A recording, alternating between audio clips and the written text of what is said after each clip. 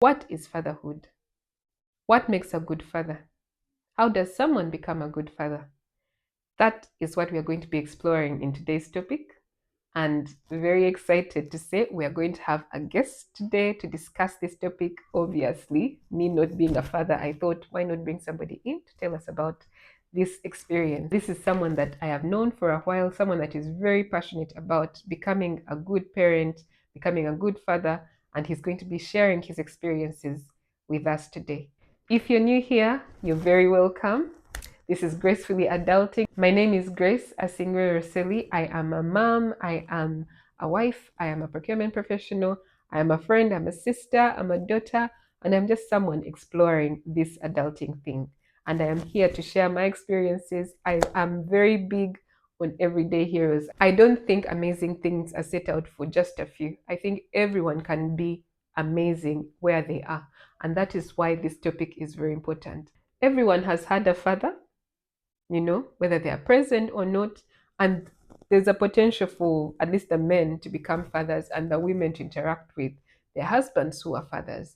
So this topic is interesting to me in particular because I am a recent mom and I am also looking at how to become a good parent. And in future, we're going to have somebody else talking about motherhood. So this is something that we're going to be exploring as a relational capital growth series. And I hope that it blesses you and that you learn a lot from it.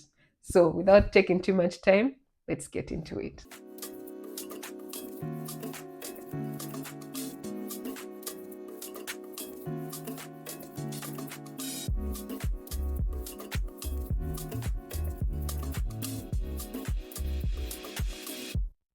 Hi, everyone. Welcome once again to Gracefully Adulting. Today, we have a special guest.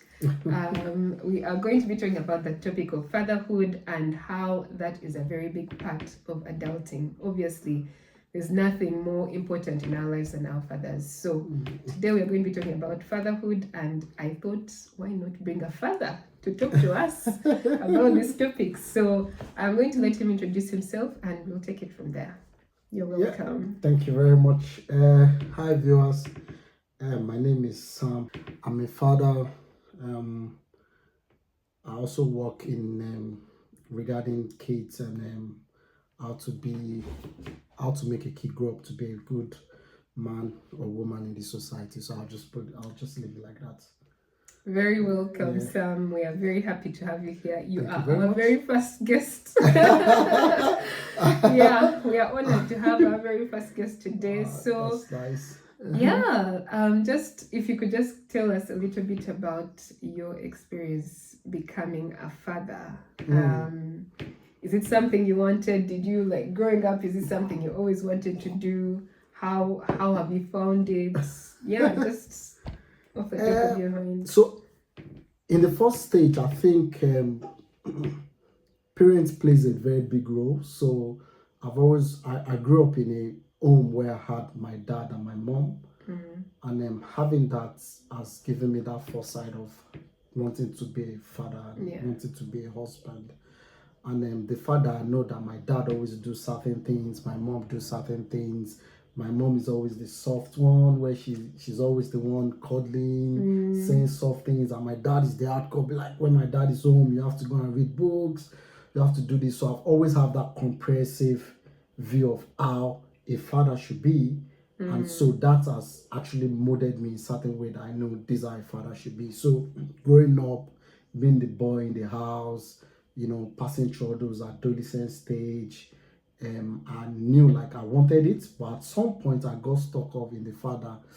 I was just caught up in a little bit what every teenager will be in. Yeah. And in all fairness, like you don't get prepared to be a father. It just happened the very first day when you have that baby. And I remember when I was having mine, there was a lot of things that ran through my head. I ran across all the universe and I came back to the hospital and I was like, geez, I'm a father now. And it just harness a lot of responsibility on you. And yeah, I think you're not really prepared to be a father, but however, subconsciously, you'll be molded to be a father right from your parents, how they treat you and how you grow.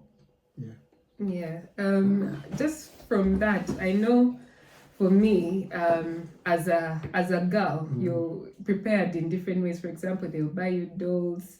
You have your doll that you're carrying around. You're mm, always playing with, so you know how to dress the doll. You kind of shower the doll. You sleep with the doll. You carry mm. the doll. So what in your own life kind of prepared you? What do you think are those things that kind of set your mind to that mode of, okay, right, this when I grow up, with me, obviously, as a Mm. as a woman, As you a always mom. know, when I grow up, I want to have, these children. This is what we are going to be doing. Mm. Even playing mother and father at home, like you already think about it. So is that Mm. something men do, or do you kind of like? So I think, in all fairness, and I think a lot of people will agree with me, um, and I stand to be corrected anyway, women generally, or females or girls generally, are more responsible while growing up, and get a lot of responsibility than we boys, Like, I remember when you're growing up, you have boys always wanting to play football, always being dirty on the ground, while the girls of that certain age are already dressing nice, doing makeup. So, growing up, you start like going to school, start reading books, while girls in your class are already having, older guys, asking them out.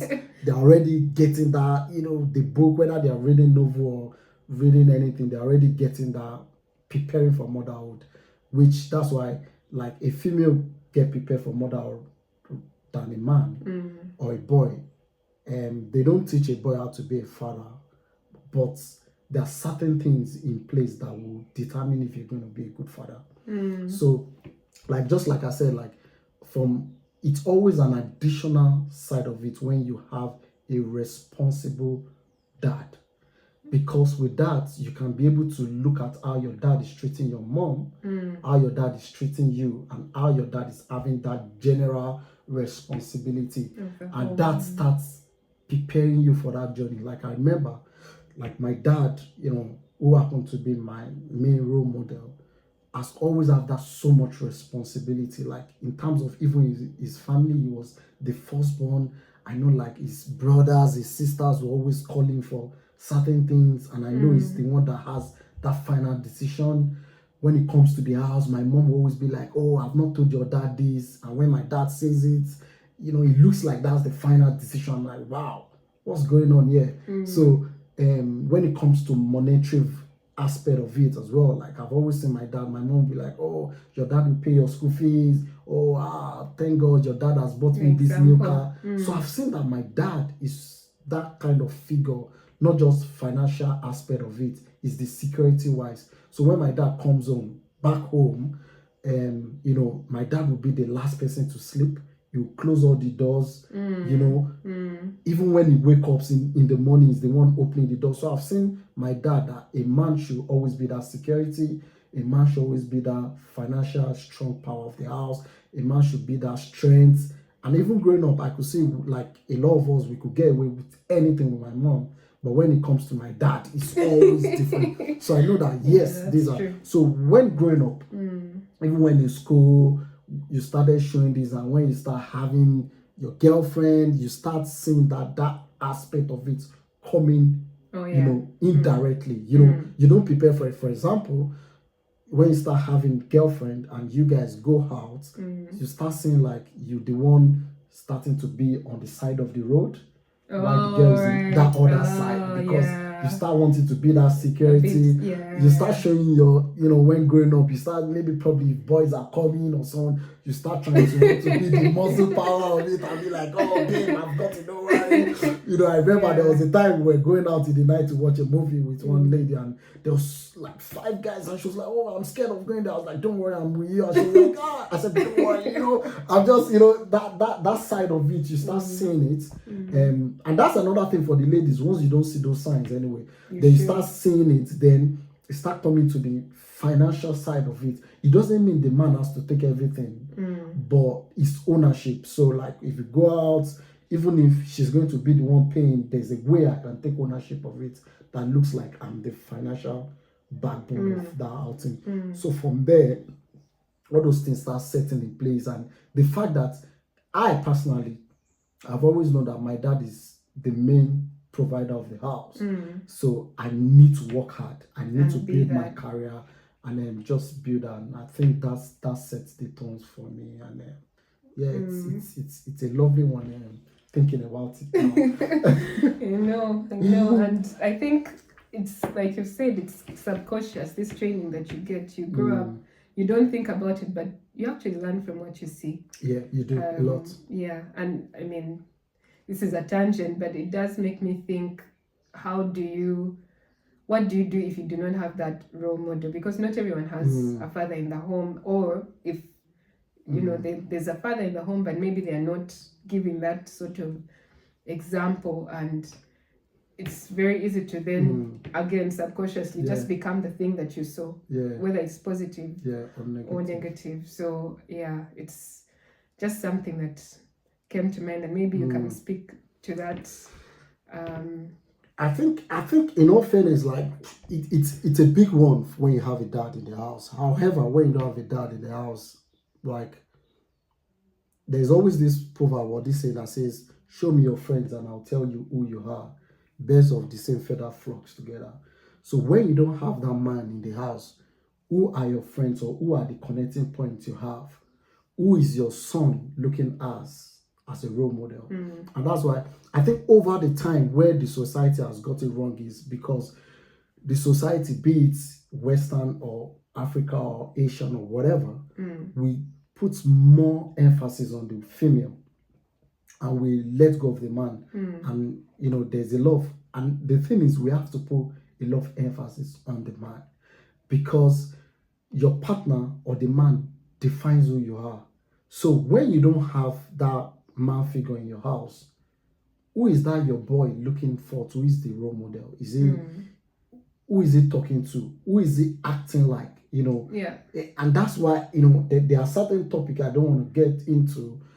That's why when you don't see that man in the house, some boys start acting somehow, and then it's just about you seeing that, early on. Yeah. So that's early detection where you can know. But when you don't have someone like that, you should have like probably friends or Uncles. colleagues, or even look at a book or look at one. If even in football, like you can always look at Cristiano Ronaldo or Lionel Messi, how disciplined they are, and you can always portray your boy in that direction. Where if he's playing football, you can see like, oh, see, Cristiano Ronaldo is very serious, and the boy start looking at his life and look at the discipline he has, all those things, and he start modeling it. Because especially it's very important for a man to be very, very disciplined. Because once a man is very disciplined, there are certain things you don't do, and there are certain troubles you don't get involved in when you are very disciplined. And that's why it's very important for that man, that boy, to become that man. And so even if he doesn't have that figure in the house, which in all fairness is a big, is a big arm length. But when there's no you as a mother or as a guardian or as a carer, it's for you now to now mold that boy in that direction you want to be. And even you as a female can also let the boy see certain things in you that the boy emulates and want to be a good father. Like, even if you're going to be the father and the mother, you can always subconsciously put it into the boy's life and be like, we're going out, I'll be driving out now to buy the shopping. When you grow older, you do these things, and your wife will do this. You just start teaching them all those things right from when they are young. They learn all those things right from when they are young, and by the time the boy gets into that, remove himself from that parent nest and start going into that world, he starts seeing all those things the parent have told him, and he starts seeing all those friends, all those public figure that he wants to be, and he starts working in that direction. Yeah, so exactly. It's just as a mother or as that guardian for you, you have that big task on how you mold that boy. Because a lot of people now, the boy, when the boy grows older and the boy become a father, is as a resultant of what he has passed through. And then that's another conversation for another day. When you see a lot of sexual desires people have, is as a resultant of how they grow up, who they meet, who they emulate, and that's also foster them. So it's very important that the guardian gets it right and make Role that models. we put more emphasis on the boy rather not we don't neglect the female, girl, but like just back home, you see a lot of people saying, "Oh, just let the boy go to school, and where are you going to? Why are you wearing this type of clothes?" And the boy can wear any type of clothes, and you put more emphasis. But this girl you're putting emphasis on is eventually going to be a wife or a mother to one boy out there, who might be a good father or might be a useless father. So we should start reverting and putting more emphasis on the boy, how you dress, how you talk to people outside. You don't talk to girls anyhow. You don't treat girls anyhow. You don't even treat a boy anyhow. You have to respect the boy. You have to respect your elder. You have to speak out. You have to have confidence, chin up, all those, security consciousness or being able to work hard, discipline, all those things are very important to put. I'm just from what you're saying, I'm thinking, man, I think fathers are very important because I don't know, I've never even thought about, I need to teach security consciousness. Like, it doesn't, in my mind, I think because you're growing up as a girl, you don't get taught security consciousness. So it would be hard I think, for me, for example, if I had a son without a father, to just subconsciously do it. So I think if a child is growing up in an environment without a father, you need to be extra cautious, extra careful, extra knowledgeable about these things because it doesn't happen naturally. So but I think another reason why you're not able to say is because you've grew up to see that probably your dad is doing it. You've grew up to see, your man is doing it. So naturally, why should you do it when your man is the one doing it? So naturally, now you're that baby girl figure. And that's what we want all females to feel, that they have that man who can take care of it. Not that the man is removing it. Not that you can't be security conscious. Not that when you're alone in the house, you don't lock your house, you don't do all those things. But naturally, when your man is there, you have that sense of going back into your shell and let the man take that ownership, So it's just how it works. And for a lady that doesn't have a man, will have to do all those things. But the lady naturally knows the man is going to be there. So even if it's going to be a single mother, the single mother will be telling the son, I'm locking the door, I'm doing this. And when that boy now start getting to a teenage, bigger age, the mother should start allowing the boy to do it. For example, David, have you locked the front door? Oh, mom, I'm going to lock it now. The boy is now starting to see, I'm the one that is supposed to do this. Because whether we like it or not, doesn't mean a man is stronger than a woman, but there's what God has given every, the strength, and it's just about us working together to fill that big puzzle here. Awesome. So let's go now to you in your own experience being a dad. What surprised you? Because obviously you have this background knowledge, you've been, trained cautiously or subconsciously. What surprised you about becoming a father? I think being a father, the day you have that baby, that your child, it's just like all the weight in the world is on you. It's just on top of you, because now you have to start thinking not about yourself, about that your child now. And then from the first day when your child is given birth, you have to start preparing that future, and then you just see that there's certain things you do before naturally is straight away, and you just always want to go home to always see that your child. And then you just see, even when you start getting your money, you start thinking about, I should do this for my child, I should put this away for my child, I need to do this for, if there's now the mother in the picture, I need to do this for the mother. Not because you're being selfish that you are doing it indirectly for the child, but because when the mother is very well okay, then your child will be okay. And it goes another way psychologically. When your child is seeing the way you treat that mother, you are building something to that child as well. So as a man, the day you become a father, you've literally sold 90% of your freedom away, because everything has to be with your child. You have to think about your child. Everyone thinks that child should be okay, and everything just be on you. And I remember when I gave birth to Maya, I was like, geez. And I remember when I was carrying her in the prom and going to the car. By the way, before I even gave birth to her, 1 month when I knew I was going to give birth to her, I changed my car because I knew I was going to have a prom. And I was having 3 doors car before. I was doing a baby guy, just 3 doors car. It's just me and my woman. And then when I have her, I knew, oh, geez, I have to have a prom. There will be a baby in the back. I need to change it. And I was taking her in the prom. I was like, wow.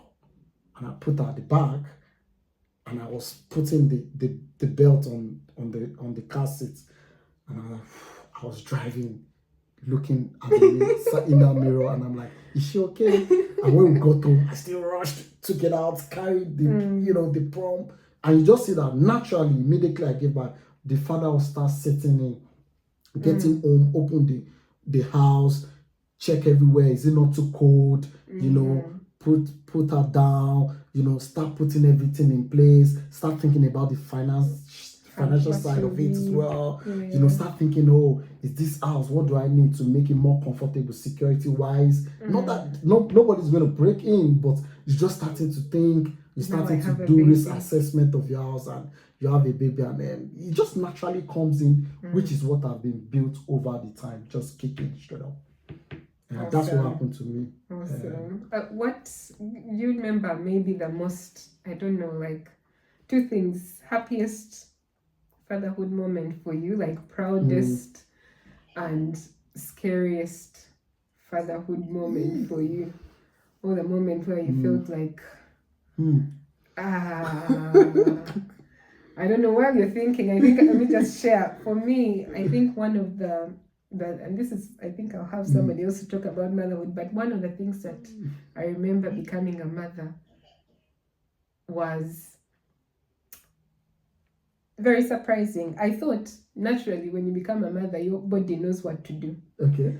Surprisingly, it doesn't. Sometimes the things that are supposed to be obvious, like breastfeeding, I struggled a bit with breastfeeding, and I got very frustrated because I thought, surely, I have a baby, I have delivered this baby, shouldn't I be able to, like, the milk should come, the baby should know what to. So it was so frustrating, and I remember thinking, how come I didn't know this? Like, I thought it was supposed to be obvious, but there are those things that they are not obvious, and you never get told. So it's did you have any of those moments that you were surprised by something, you're like, this too, or you were scared, or you're like super excited about? I think for me, the happiest day would be the day when they were taking her out, and I was told to cut off the cord with the baby. That was the happiest moment in my life. And looking at the child, I know I have, like, to some degree, I have like 100% saying of how this child will be. Giving her name, giving the child a lot of things. And I just took the child and I look at, and that's still my wallpaper till date. And I just took her, and I held her on my chest, and I was like, wow. This is something money cannot buy. This is a dream of almost all the men, being a father, and that was the happiest day of my life. And I think the scary part was the fact that I know there's a child coming to this world. When she was in her mom's belly, there's that certain way where I know she's just there. But knowing how the world has become, and now this child going into that world is very scary. Every day I'm always scared, because when I see how the child develop every day, the independency now where you can feed yourself, you can go out yourself, and I'm like, wow, there'll be a day where this child will decide to go out and say, oh, you know what, I don't want to stay in this country, I'm going probably to Australia, and I'm like, it's not within my reach. I cannot have that. It's scary for me, and that's the scary part for me. So it's scary, but it's a mixed feelings as well. And That's why I just keep enjoying every day as it comes. Keep enjoying every day, and just that. And I think on that note, I want us to now start talking about the relationship, that Yeah. father-child, parent-child relationship, Mm. because this segment is about relational capital as well. So how we build and maintain relationships with our parents, Mm.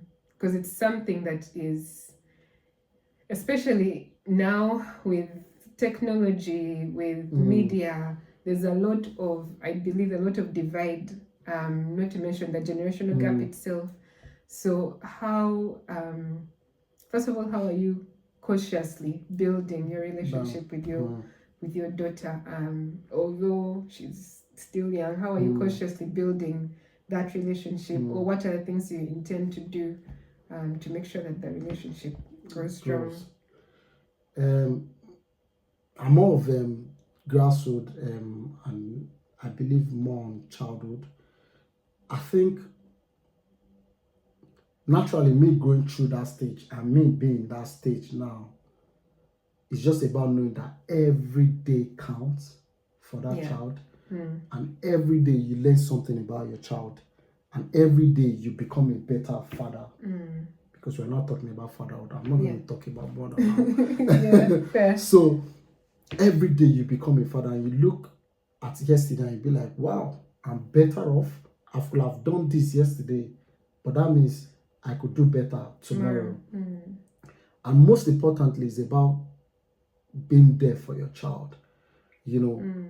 doesn't mean you won't go to work, doesn't mean you have your own time, Mm. but it's about that time you spend with your child, how impactful it is.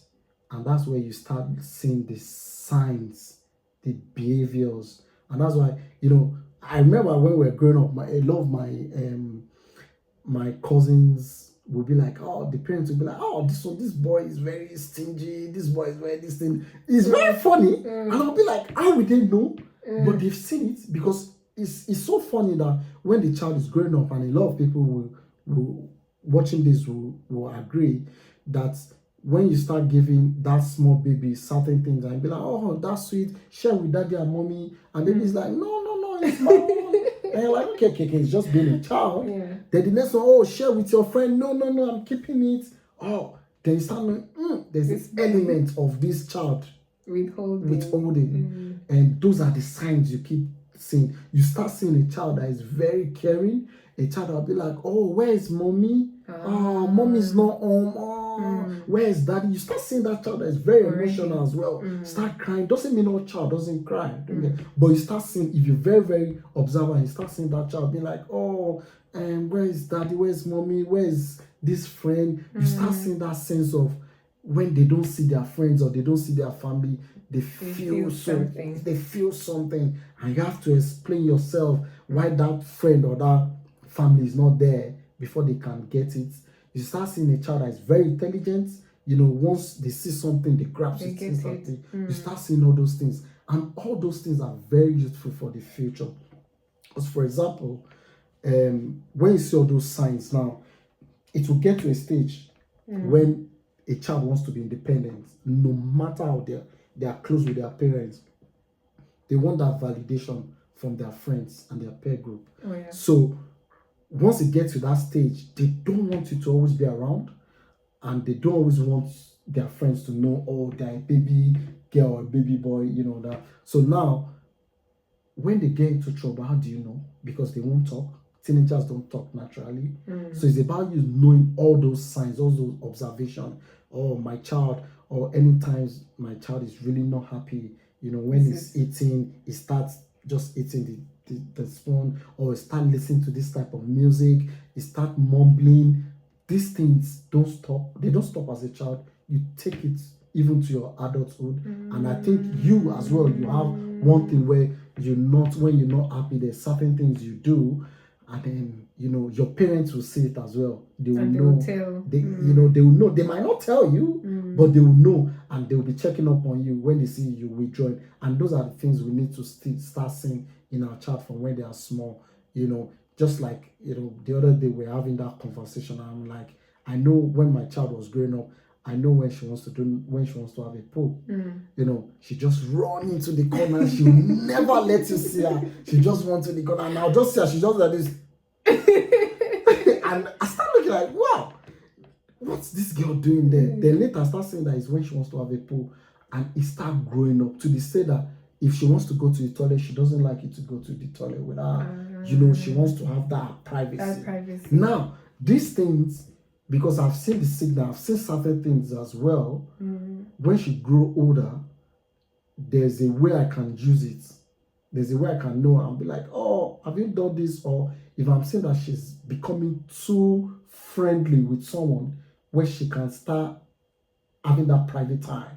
Even if it's toilet, even it could be, and it's very important, like, we're in this world where only you cannot look after your child. Yeah. And when I start saying, like, this child is very comfortable with someone going to the toilet with her, she will never let someone. Even till now, sometimes she'll be like, oh, it's mommy I want. Sometimes be like, oh, it's my auntie. Okay, that is, she will always say who she wants.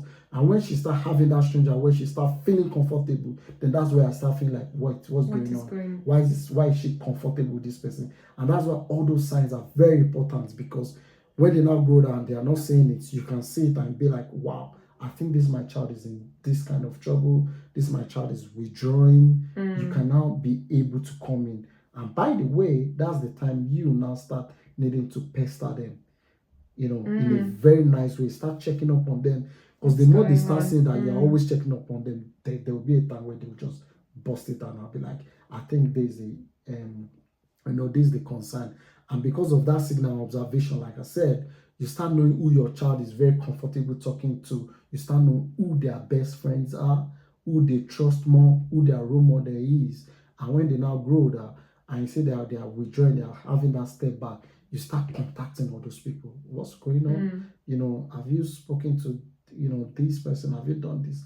They start saying that, wow, they start giving that version where you can now put it all together. You can be able to know what the problem is. For example, if they're in that domestic or emotional or physical relationship, you cannot be like, wow, I'm always seeing this my child with this best friend. I'm always seeing this my child with this role model. If my child doesn't even talk to me, I know this person in the church, they always talk.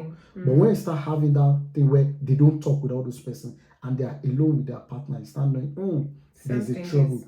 Doesn't mean they can't be best friend with their partner, but you start knowing why are you withdrawing completely from the parents, from your friends, from who you see as a role model. Then you start knowing there's a trouble, and you start getting the version of the story from all of them to be able to know if your child is in that strong or abusive relationship.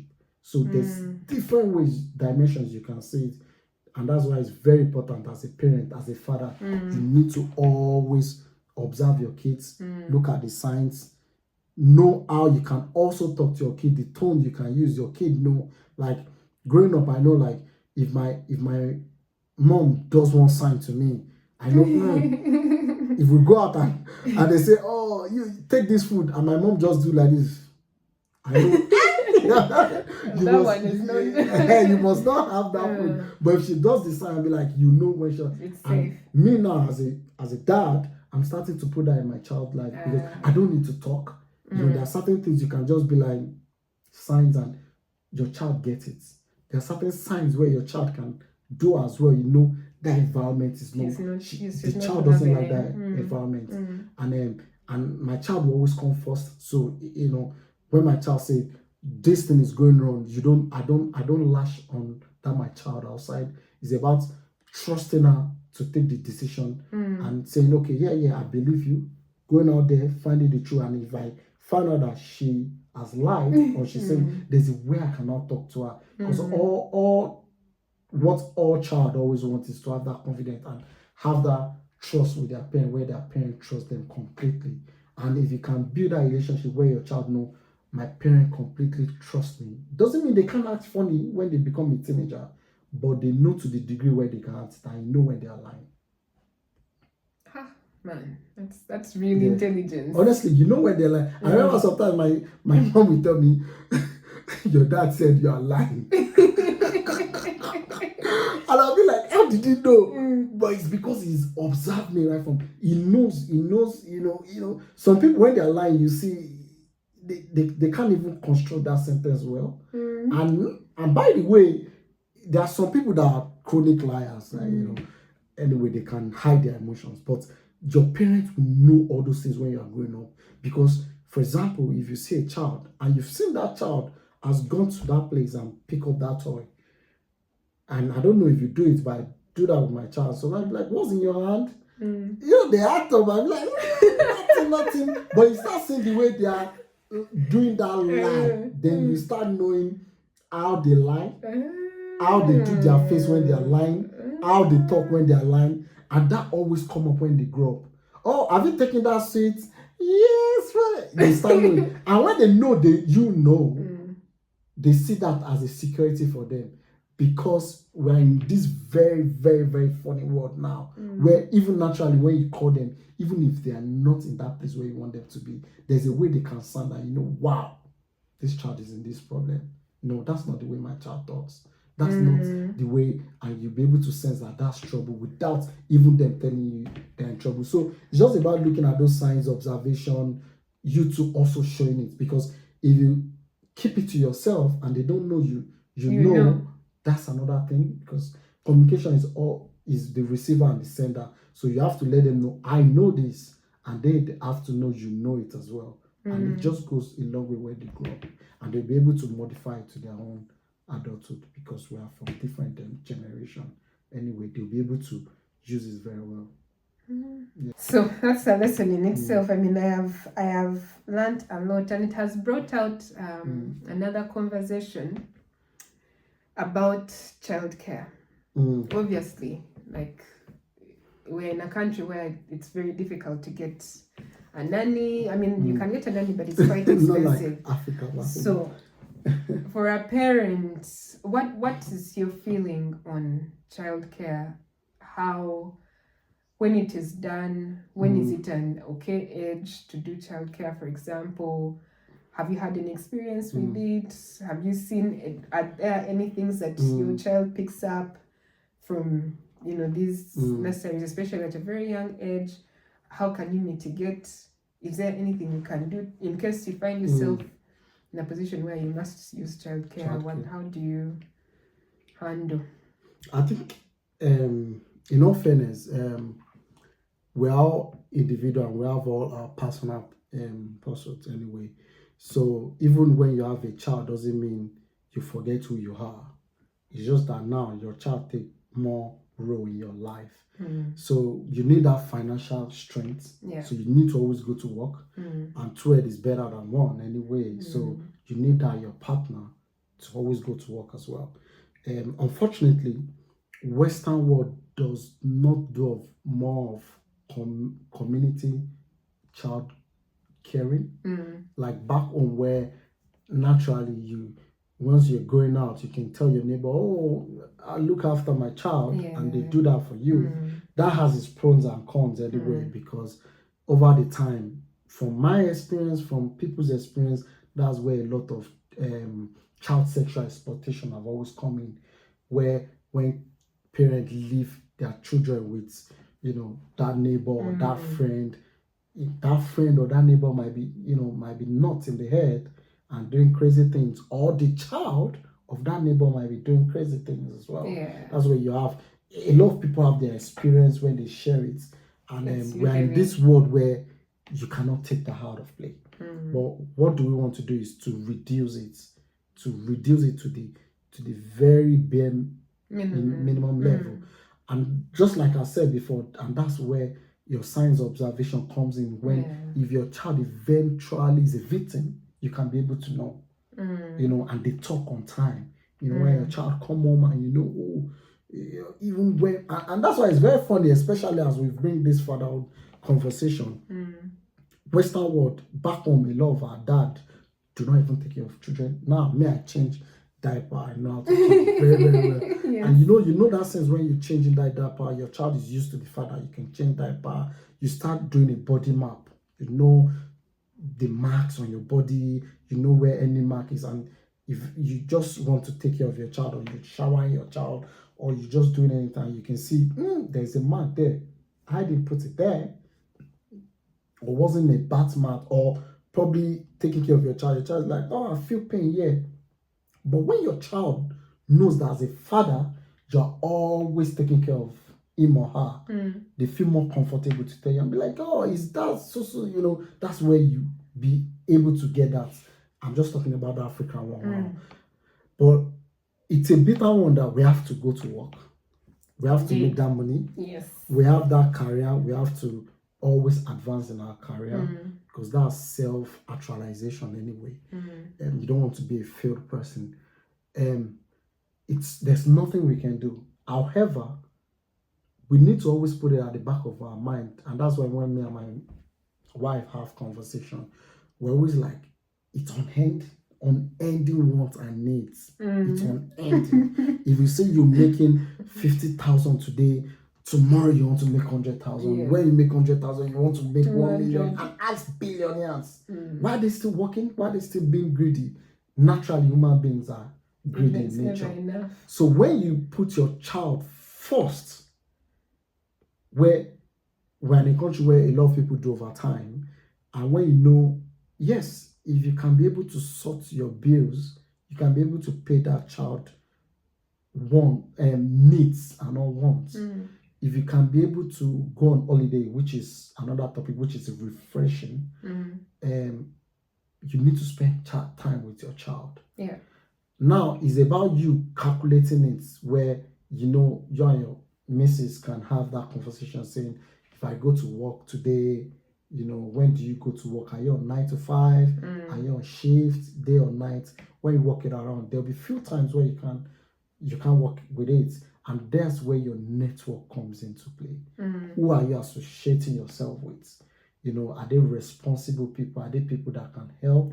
Are they safe? Yeah, exactly. So like when I can know, oh, this is my friend, I can, and that's why it's very important as well. Like, who are the friends you are keeping with yourself? Because you don't want to keep a friend when you are now a father. You can't put your child in that your friend. That's trouble. You don't trust them. That's a big time trouble.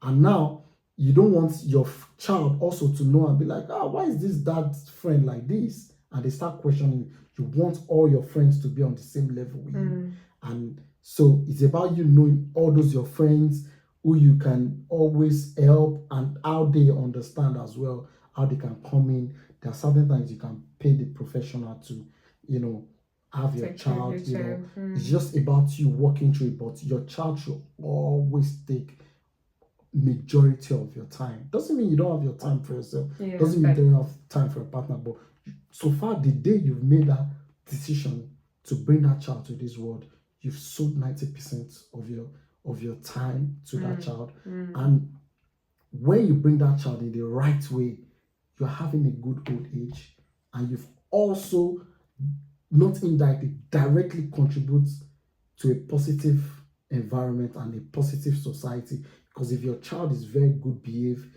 not having a lot of traumas, not having anything, that child now is going to, if you've done it, if I've done it, if Mr. J have done it, now look at the new generation we are bringing up. And when they say the children are the future leaders of tomorrow, we've just given our future a good future, a good leaders who can now harness all the resources, use their potential, use their brain to give us that future. When we are now, old, then we can sit back and this child take control, just as we are taking control, and our parents are just on that back seat now while we are driving. So yes, it's a very complicated one in this Western world. You always need that child care, but who are your connecting points? You must always give your time. For example, like, it's very strange to me, and I don't always want to say I don't believe in wrong or right, but it's strange to me when you see certain people paying childcare, and you now be like, what are you paying the childcare for? And you see what they are doing with that their free space, and you just wonder, some people don't even care about their child, and in their old age they will regret it, and they've just negatively contributed to the society, because that child is not going to be a menace to the society. And that's why, for me, for example, it's always a very touching side for me for a child, because not because I'm just wanting all children to grow up nicely, it's the fact that I know that my child is going to be in that society. So when you overlook all those child or all those parents that are not training their child well, there's a trouble for your child, because you don't even know who your child is going to be with.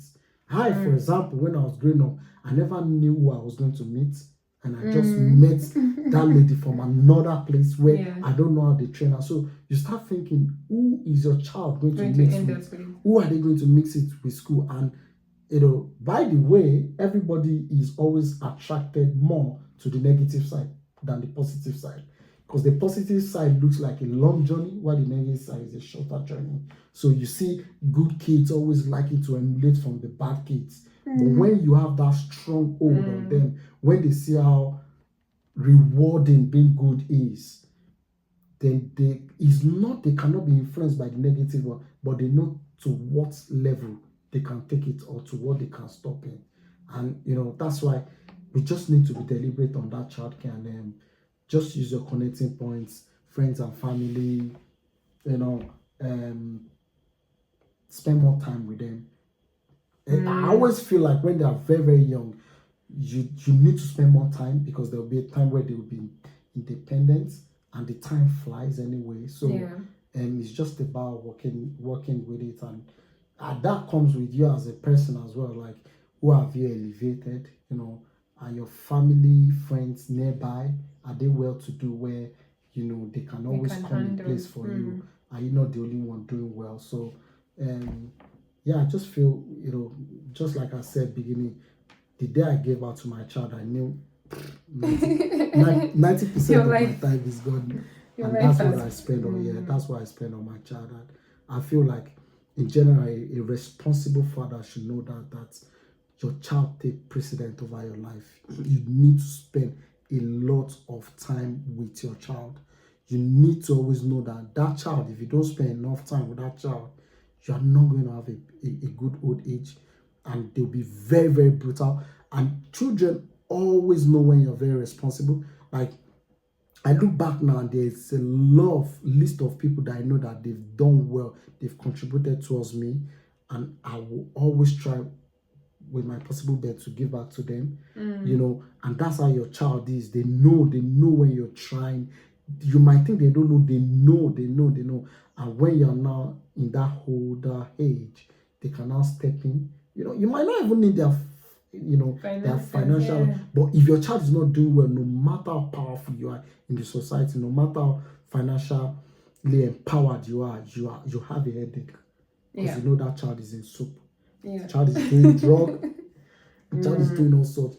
You'll never have a peace of mind. So why not just you now look at it and say, yes, there are certain things my friends or a lot of people are enjoying now that I might not enjoy. Let me put more time on this child, so that they don't stress me in the old age. And this child as well is going to contribute to that society. This child is going to be an example to another child. This child is going to be, when this child go to school, another child will look at the child and say, I want to be like this child. There are a lot of my seniors in school, I was always like, I want to look like this person. It's some parents that have done that hard work. And so why can't we just do the hard work? And if you cannot be selfless, don't be a father. If you cannot be, don't be a father. Just it's not a must everybody be a father or a mother. Me, in my own case, a father. If you know you cannot be selfless, if you know you cannot give all for your child, don't be a father. Just leave it. Just leave it. That's a lot of sacrifice. Just leave it. That's some hard, tough love, and a lot of sacrifice, because it's not something a lot of people think of. Because father, it's anyone can have not anyone, but you can. It's fairly direct, having the child, but becoming a father is a different. Is a different matter. So, thank you so much for sharing that. That was very insightful. And as we conclude, what advice would you give to to someone who is looking, who is about to become a father, for example, in terms of preparing for that journey? What advice would you give to someone who is thinking about becoming a father, just getting married, intending, what kind of advice would you give to someone like that? So for fatherhood now, it's going to be very. I will give the advice, but just like I've said, like there are a lot of component variables that make someone a father. You don't prepare anybody to be a father. You don't just say, oh, these are the things you have to do to be a father. It's about that from that their childhood. How have they grown up? Have they seen that they have to be selfless? It has to grow. Yeah. Have they been like, because in general, I don't know about a mother, but as a father, you have to just be selfless. You do things, and a lot of fathers will agree with me. You might be having £100, dollar, naira, any money you have. I'm telling you, a responsible father is ready to give 95 out of it to their child. And that 5, out of that 5, it's not they are going to use it for themselves. Out of that 5, they are already thinking about how to share that 5 with the rest of their responsibility. You can't just teach someone that. Over time they start seeing how good it is. It's very stressful, but it is rewarding. It is rewarding as well. You feel at peace when you've done all those things, and then it's a lot of things, and that's why we're talking about it now. That parents need to be very careful. There are a lot of men out there that they are a resultant of how their parents have neglected them. How the society have let them down, and that's how they are training their child now. And they feel, yeah, I can always do anything. My child will fend free. We are not saying the child cannot be independent, because there's also a saying that you might make all the money and think you don't want your child to suffer or to work, and at the end of the day, you spend your old age trying to work or trying to think about how they've squandered the money. But it's about when you put those things in place, you are very comfortable that they've learned from it, just the way you have learned from your parent as well, or you've learned from people you've seen, and you've used these things to become, for example, like when I just said it, 1 month before I had my child, I felt I needed to change my car.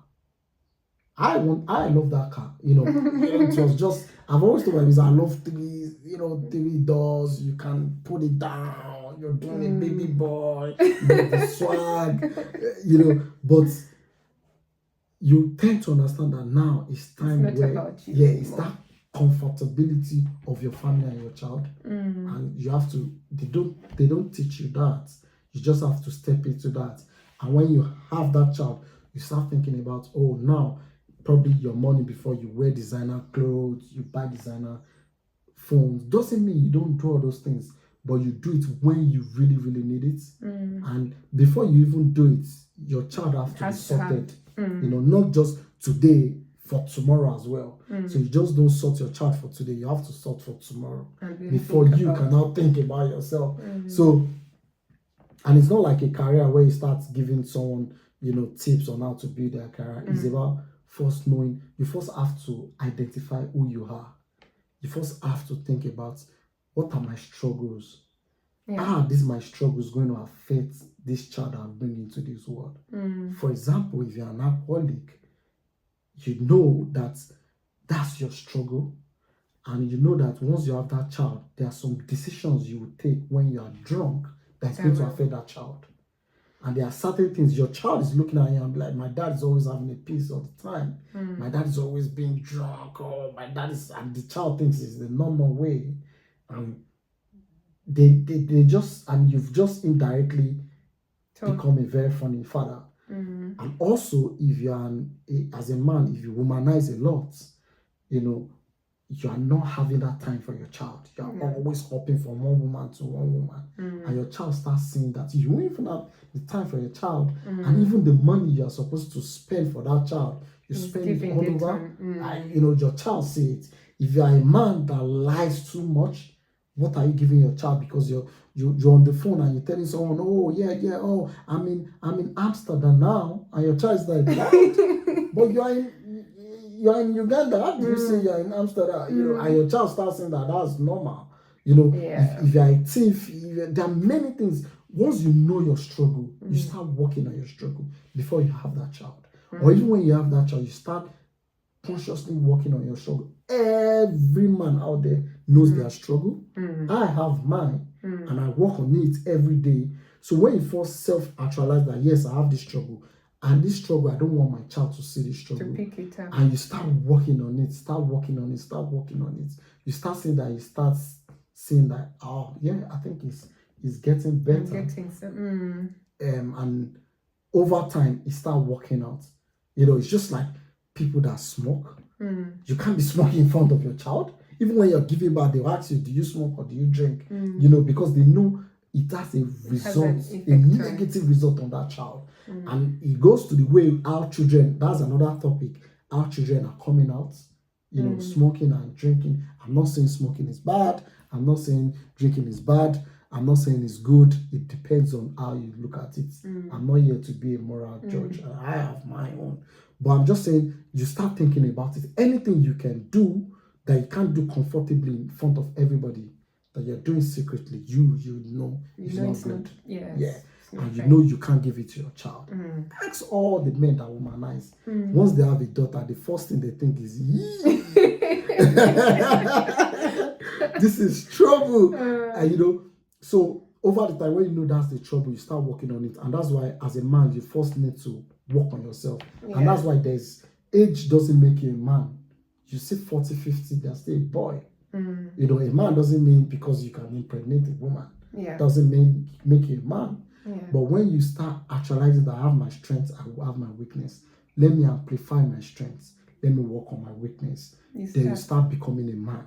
Now, whoever you're with is also seeing that you're trying, and that's when your partner start coming into plan, starting to help you on that journey. And now when you become a father, it start working automatically because you yourself personally, you know where you're struggling from. You'll be able to work on it and you're having that kid. So that's the journey.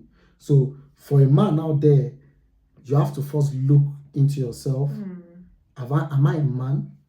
Not even you becoming a father. Am I a man? Can I sacrifice? Do I have that discipline?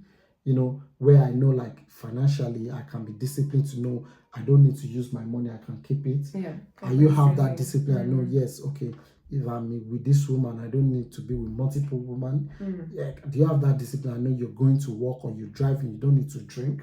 Because by the way, if you are driving, you're not supposed to drink. And if you know there's a capital punishment for it, why not just put it in all aspects of your life and know that, you know, it's not everybody that will be rich. You know, it's not everybody that will be comfortable as well. But if you look, you see some poor people and you're like, why are you that happy? They know that it's not that they can work to get rich. They know they've done everything they can do and they are happy with themselves. And you see how their kids come out beautiful because they know they don't have any struggle. They're just happy what they have. And with that, when you work on yourself, you have discipline, you are selfless, you know, you are not selfish. Over the time, it start coming in. And by the time you have that journey to become a father, you just set in. Awesome. I think what I'm hearing is, well, one, you cannot, there's no 10-point program for becoming a father. It is very much what you have picked up all your life. It all comes back to you. Like, it all comes playing back into the kind of father you'll become. But self-consciousness and self-awareness, know the person you are, know your struggles, and then start working on them. You know, even I imagine as a man, there'll be men, other older men or, you know, more accomplished men who you can look up to and say, you know, I want to be that kind of man. I want to be that kind of father. Maybe you're a father, you'll become a father, a new father. But are there other men that you're looking up to who have, you know, who have had their children grow up and they've accomplished so much and you're learning from them? So, yeah, I mean, I think that is, thank you so much. That is very solid advice. Just to put this, I remember when I was growing up, I remember anytime I offended my dad, I'll tell my mom, can you help me call this person? Because I know this person now can talk to my dad. And when you start, just like you said, who are those People. people where my dad can always respect these people. My dad always look up to these people. My dad hold them in high value, and a child can pick up on that. Now, as a man, you have to have those Also. people in place where now that your child can always say, "Oh, dad, I know you're angry with me. You don't talk to me." And your dad can just go and call Mr. Adam and say, "Hello, Mr. Adam, please, I have this issue. Can you help me talk to my dad?" Because by the way, no matter how positive your child is, there's going to be that rough time where that person can always come into play. So it's about having all those people for yourself and for your child as well. Thank you so much. I think I hope you've all learned something from this, from our very amazing guest. Thank you so much for taking the time. It's been amazing. And I hope we are going to see you again. Yeah, anytime. All right, guys, thank you so much for joining us for today's episode, and I will see you very soon. Yeah.